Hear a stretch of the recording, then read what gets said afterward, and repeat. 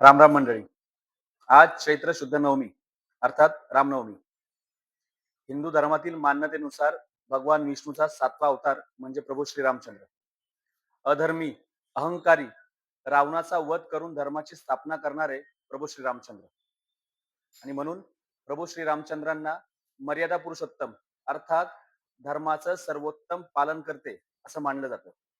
आज जर आपण पाहिलं तर संपूर्ण भारतभर जय श्रीराम हा नारा आपणास ऐकण्यास मिळतो. जय श्रीराम हा हिंदू धर्मातील एक शक्तिशाली आणि पूजनीय मंत्र आहे. प्रभू श्रीरामाचा जय जयकार असो असा अर्थ असलेला हा मंत्र हा धर्म, शक्ती आणि वाईटावरती चांगल्याच्या विजयाचं प्रतीक आहे.